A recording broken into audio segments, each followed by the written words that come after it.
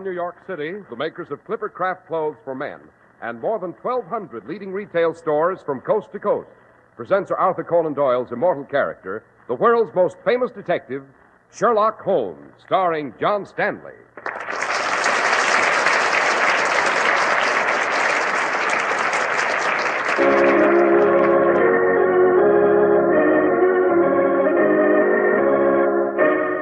This week's adventure, the Island of the Dead.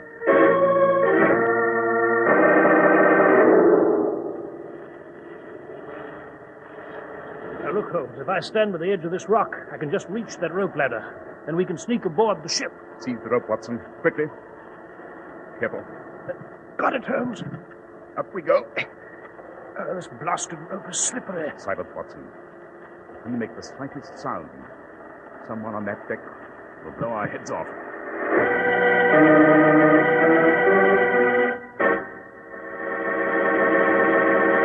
Well, this is my cue, friends, to tell you that Clipper Craft suits of truly luxurious quality, bearing the Clipper Craft label, cost only $40 and $45. Well, I'm a worsted man myself, Mr. Harris. Well, what a break for you, Mr. Barron.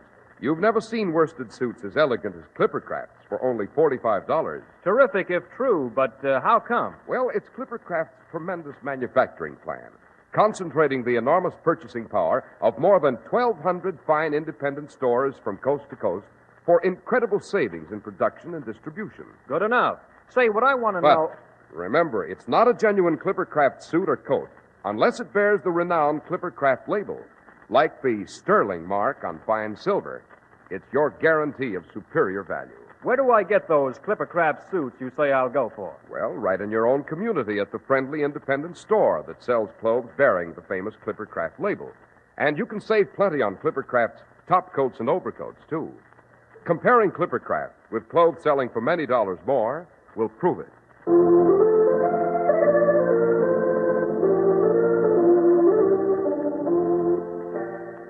Well, Dr. Watson, just what was the Island of the Dead? An incredibly ghastly spot, Mr. Harris. Forsaken, uninhabited. It was the extreme southeastern end of the channel, out of Falmouth. In 1899, a young lad named Jim Saunders and his bride Peg were sailing on a honeymoon voyage. There was Jim, Peg, and Jim's man, a Chinese, Lin Si Fei, who cooked, helped to handle the trim little sailing boat, and occasionally provided entertainment by singing. An enchanting cruise, until Jim and Peg sighted the island. Curious, they anchored off the beach and went ashore, not realizing that they were on the Island of the Dead.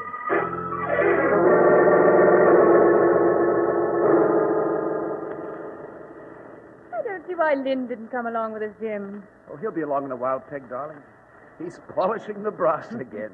He wants it to shine under that wonderful moon. Oh, darling, he's an angel. Isn't it a strange beach? Why did you say that? And those reefs, like huge claws reaching into the sea. Those weird rock formations. The gnarled, petrified trees. It's unearthly, darling, as though we were on another planet. Do you suppose anyone's on this island? Oh, no, Peg, darling. It's impossible. It's completely abandoned. So we walk down the beach. No, let's go inland. Oh, but darling, we've been lost. Oh, let's just walk a bit inland, Peg. Probably no human beings are here before for decades. Who knows, we'll discover something. Let's stop here, Jim, and just stroll on the beach. Frightened? Yes, a little. Silly. Oh, come, let's have a look about, Oh, steady, don't fall on these rocks. Oh, please, Jim, let's go back to the ship. Darling, don't be absurd.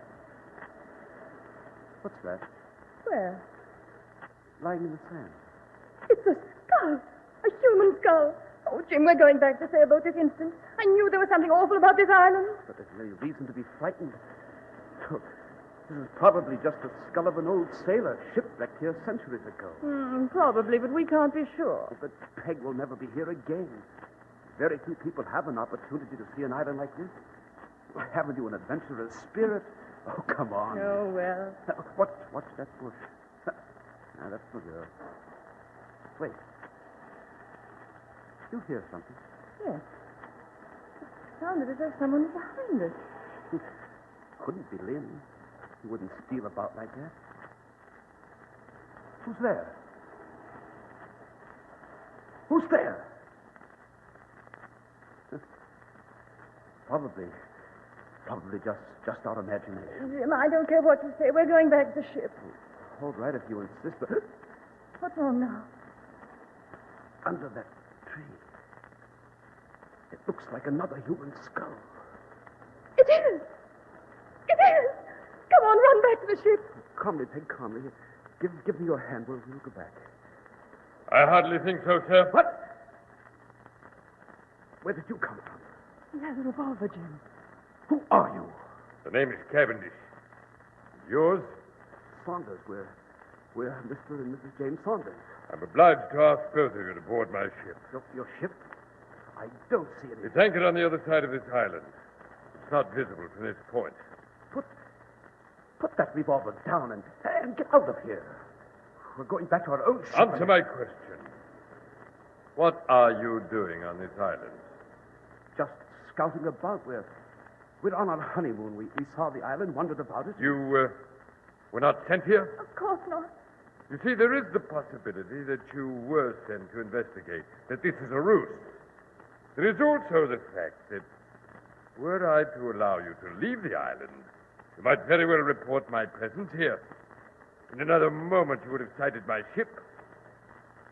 Walk along, past that great rock. I shall walk behind you. But who are you? What in the world are you up to? All in good time, ma'am. This is the island of the dead. It is my island. The skulls and bones of Lord knows how many men form a huge mountain of decay and death upon these desolate shores. You still haven't answered our question. What is this all about? Why can't we return to our own ship? Who are these dead men? The identity of the dead really shouldn't matter to you, sir. Very shortly, when I'm ready to set sail, you and your wife will be joining them.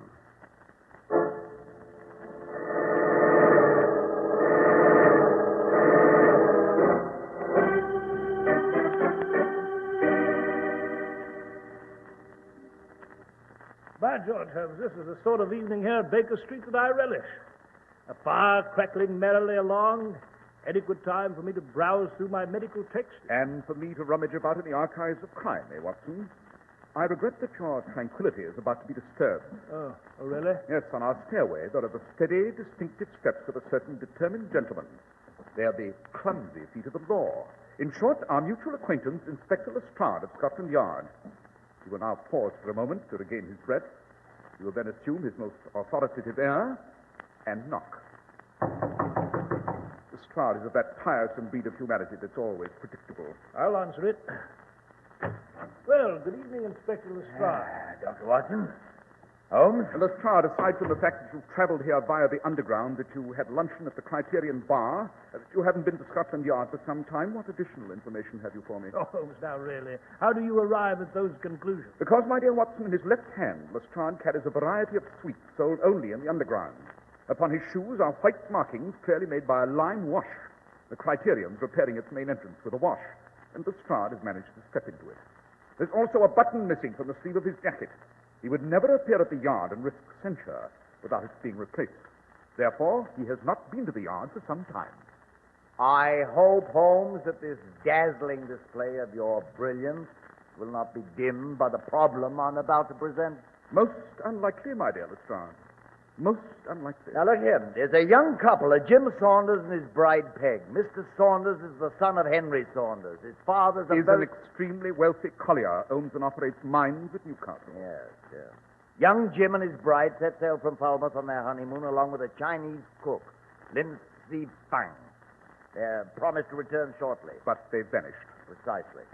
I presume you've examined the weather reports in that area? I have. The sea's been very calm. They couldn't have been shipwrecked by a storm. Was she a sturdy boat? In perfect condition, Dr. Watson. This was a maiden voyage.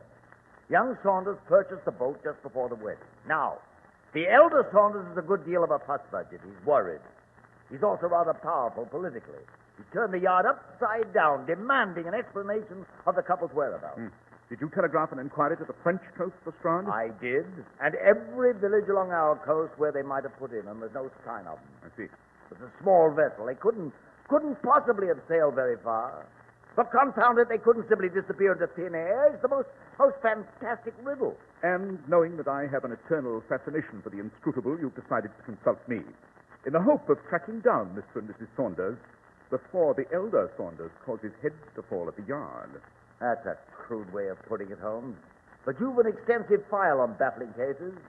I thought perhaps there might be some precedent. Perhaps you've a suggestion. I have a suggestion, Lestrade. What is it, Holmes? Speculation so early in the game, Watson, is useless. We have need of facts. Since the ship was last seen sailing from a certain port, I suggest we depart for that port immediately. Quickly, gentlemen, to Falmouth.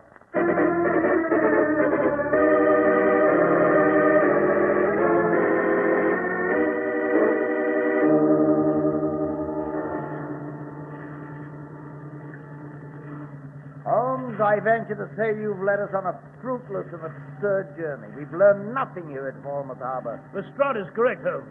We've spoken to the villagers. They simply confirmed that the young couple sailed from here.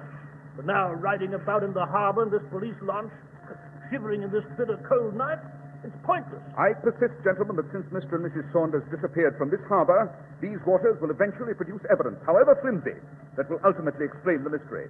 One solves the crime at the scene of it. Aha, look. There, through the mist, off the port bow. The sailboat. Must be a madman at the wheel. She's zigzagging all over the place. Can you make out what boat it is? So dark. I'll tell the constable to steer closer to it. Closer, man, closer to that sailboat. Lestrade, comparing the silhouette of that sailboat with the photograph shown to us just recently, I should say it's the ship belonging to young Saunders. It is. We found them, Holmes. We found them. A premature celebration. Obviously, all is not well aboard that boat we're approaching. Not under control. We'll signal to them. The lantern! Signal that boat with our lantern, Constable. There, he's signaling. We'll see if they answer. Must be something wrong. They're not showing any lights. Wait. See if they answer our lantern. No, they don't. That boat's lurching badly. Had an accident, you suppose? Sprung a leak? Notice, Lestrade, a dent in the prow. Pull alongside of her. We'll jump aboard. And I suggest it be done with great speed. Heave to, we'll board her.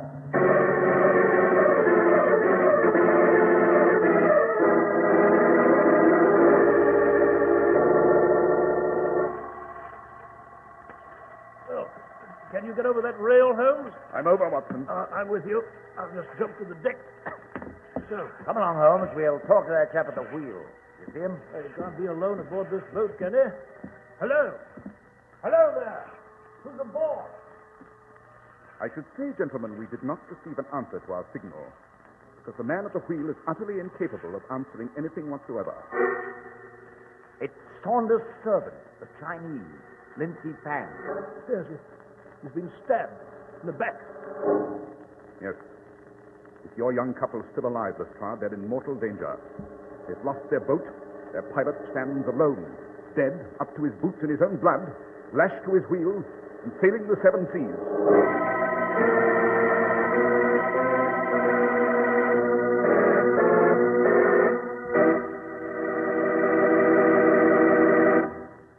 There's something else you should know about Clippercraft, Mr. Barnes. What else? I already know that more than 1,200 fine independent stores from coast to coast concentrate their purchasing power For simply unbelievable savings in production and distribution. so that it costs me only $40 to $47.50 for a fine top coat or overcoat with the famous Clippercraft label. Well, not only that, Mr. Barnes. Listen. Clippercraft's handsome new zipper-lining top coats are a sensation. So expensive looking, yet so inexpensive. That's for me. That's why men who know insist on Clippercraft clothes bearing the Clippercraft label. So be sure to visit the Clippercraft store in your city. These leading stores in the metropolitan area are proud to add their names to Clippercraft in your suits, top coats, and overcoats. In Manhattan, Saks 34th, Broadway at 34th. John Wanamaker Men's Stores, Broadway at 8th and 67 Liberty Street. In Brooklyn, Abraham and Strauss. In Newark, New Jersey, Boulevard Men's Shop, Kresge Newark. And in Jamaica, the B&B Clothes Shop, 16408 Jamaica Avenue.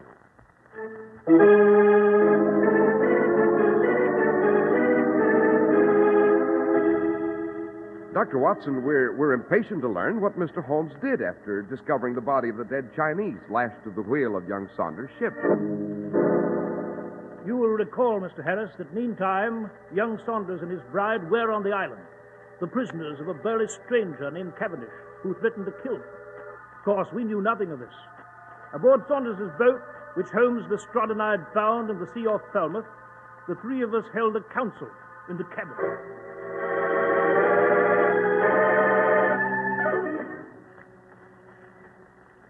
You must admit, Holmes, that we're stumped. There isn't a scrap of evidence aboard this boat as to where Jim Saunders and his bride have disappeared to. I beg to differ, Lestrade. One couldn't have a clearer picture unless one were presented with a detailed map of how to find their whereabouts. Then where are they, Holmes? With the entire ocean before us, I can't conceive of how we shall find them. Lestrade informed us, Watson, that the boat was new. This was her maiden voyage. Yet the prow is dented. Indubitably, therefore, this was due to the boat's striking a rock or other impediment during this initial trip. In short, Saunders and his bride did reach land. But since the Saunders couple did not reach the French coast, as Lestrade told us, then they probably landed on some uninhabited island. Oh, that's very good, Holmes, but where in this vast sea is that island? You'll remember that I examined the body of the dead Chinese. The Chinese were stabbed with a long knife half a dozen times, but beyond that... Beyond that is the fact that rigor mortis, which ordinarily sets in within 2 to 4 hours after death, has not begun. Rigor would set in even more quickly in this instance due to the extreme cold. Post-mortem lividity adds to the authenticity of our conclusions. Although the corpse was erect and blood was streaming from the wounds, complete post-mortem lividity has not developed. These two observations signify that the Chinese was murdered within the past few hours, perhaps within a shorter time. The island, Holmes. Where is the island? To answer that question, Watson, we now require these dividers, this chart of the seas on this table, and a pencil. Now, we assume that the average speed of the ship is approximately 6 knots. We observe the wind is north by northeast. If we draw a circle based upon these facts with its center at our present location, we have a perfect indication of approximately the point where this boat was within the past 2 hours. That's amazing, Holmes, amazing. Shall we proceed? Immediately, Watson. I'll give you a hand with the sails, Dr. Watson, and spell you at the wheel. Yes, that boy and girl may still be alive, though there's no telling what sort of hellish mess they're in. Hurry, man. Every stitch to the wind.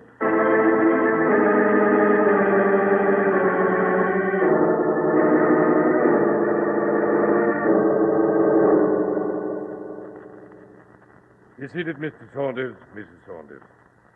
I believe you'll find my cabin quite comfortable. Wine, rum. You have a favorite refreshment?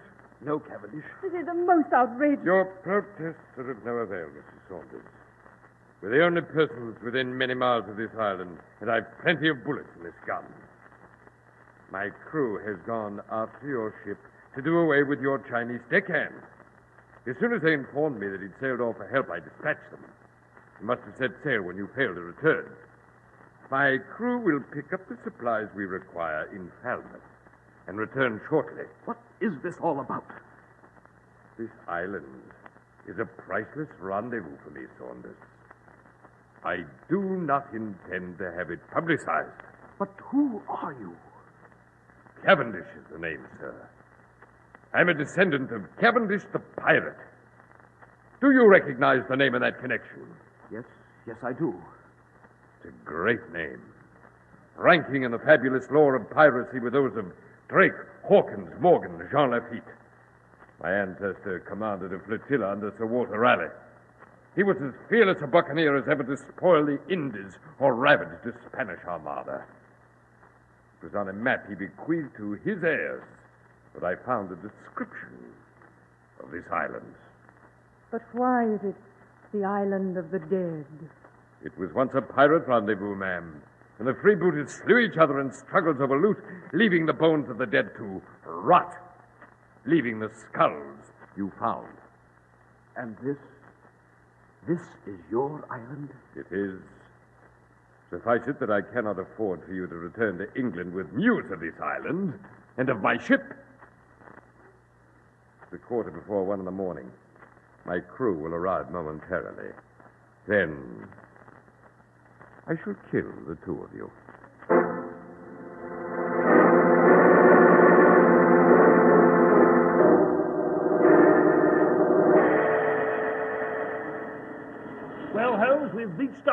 boat and found the island. Now how on earth shall we examine this gruesome territory? I would suggest, Watson, that we divide our forces. You and I shall circle about the island beginning toward the left.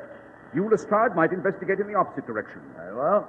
I've my revolver. Dr. Watson has his. If either of us requires help, suppose we fire an alarm. I'll meet you back here within an hour. Right you are. Goodbye. Good luck to you. Good luck, Inspector. Come, Watson, don't dawdle along. And have your revolver at the ready.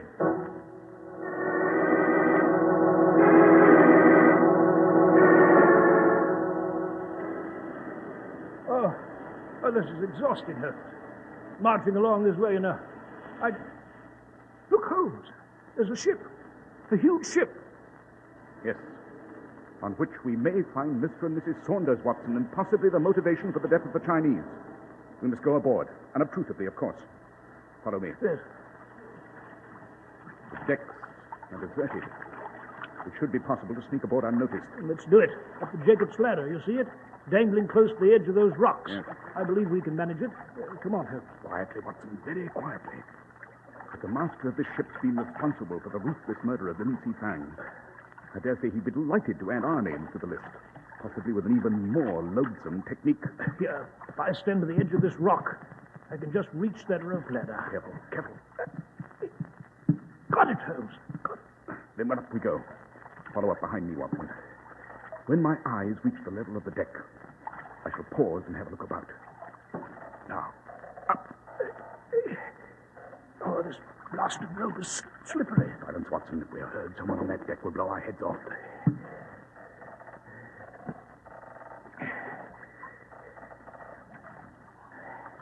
I can see the deck. Anyone in sight? No. Come along. We'll step on the deck. Right behind you, Holmes. There we are. See anyone yet? No. Hear anything?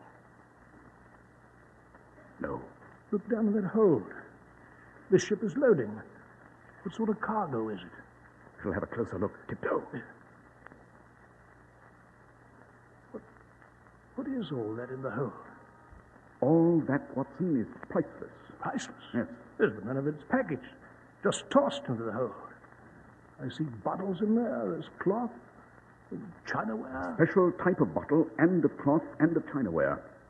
Watson, we're losing time. We must search for the ship's master and our missing couple. They may be somewhere aboard, and we should find them. If, in the attempt, we're not surprised in a dark corner and garroted.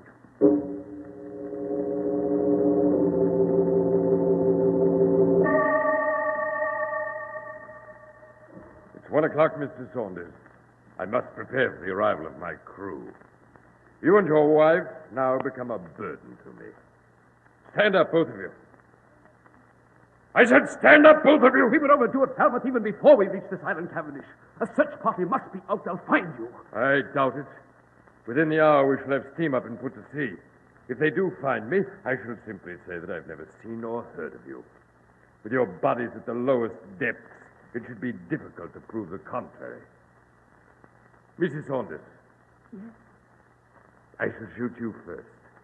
I'm a rather gentle soul, and I believe it best if you're spared the sight of your husband's death. You Don't you move, Mr. Saunders. This revolver is just a few inches from your wife's head. Now, one quick bullet, Mrs. Saunders. Like this. Ow! My shoulder! Are you all right, Peg? Yes, but who fired? It came from that doorway. You may credit the excellent marksmanship to my friend and colleague here, Dr. Watson. I'll take Cavendish's gun, Holmes. I have it. Who the devil are you? My name is Holmes. Mr. Sherlock Holmes. We're very grateful to you, Mr. Holmes. Indeed, you should be. I'm a private investigator, Mr. Cavendish. In addition to ordering someone to kill Lin Si Fang, in addition to detaining Mr. and Mrs. Saunders for the purpose of doing away with them, you have a cargo of stolen goods in the hold of this ship. So that's what it is. In the hold of this ship, you have a priceless collection of goods, all reported by the police of England and the continent as stolen or missing. You have Ming pottery, Renaissance paintings, tapestries, rare perfumes. I should say your crew gathered these curiosities. You loaded them aboard. You used this island as a haven because you could not possibly afford to dock at an ordinary port with such a cargo. Now, I imagine you hope to sail a great distance. Yes, to the east, Mr. Holmes. He told us that. To Cairo, Suez, and Singapore. Of course, stopping at each port just long enough to secure a handsome price for his wares. Did you find our boat? Yes, we did. She's lying at the other end of the island. Shall we adjourn to that boat? Yes, let's get away from here. Planning to join us, Mr. Cavendish? No. No, I won't go back. I would accept the invitation if I were you. In the best criminal circles, Mr. Cavendish, an invitation from Mr. Sherlock Holmes is never declined.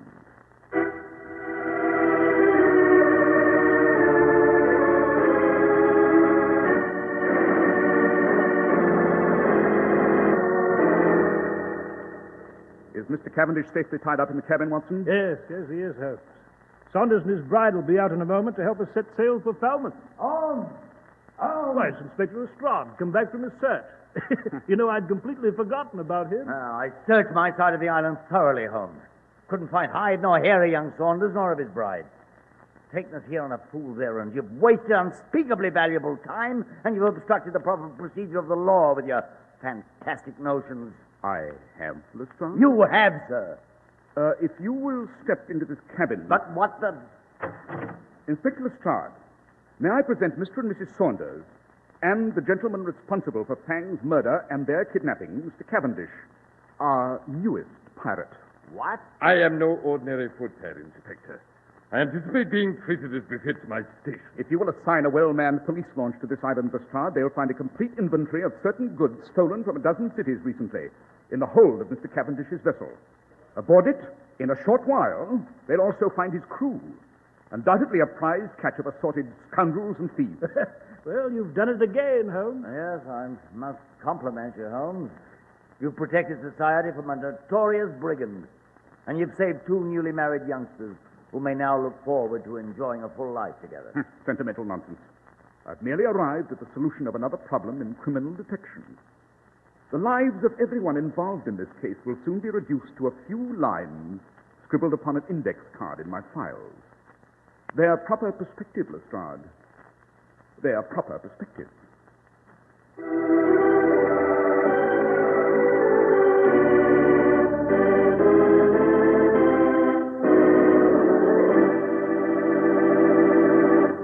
Well, Dr. Watson, our journey to the island of the dead was breathtaking. But I'm quite sure you've just as exciting an adventure planned for next week. Next week, Mr. Harris, I shall relate to you the adventure of London Tower. It concerns a two-faced villain, a smuggled sword, and a hot bath at 4 in the morning.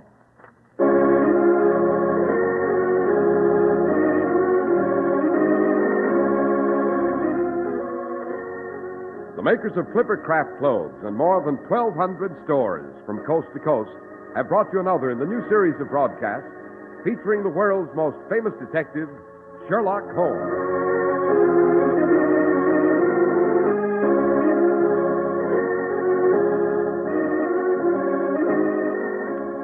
Our stories are based upon the character Sherlock Holmes, created by Sir Arthur Conan Doyle, and the program is produced and directed by Basil Loughrane. Sherlock Holmes is played by John Stanley, Dr. Watson by George Spelman. This week's story was written by Howard Merrill with special music by Albert Berman.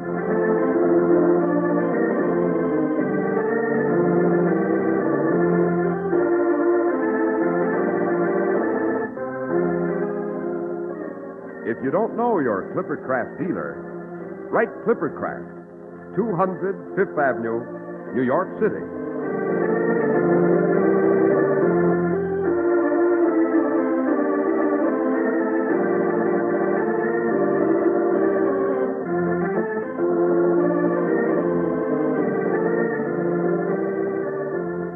Be sure to listen next week to Sherlock Holmes in The Adventure of London Tower.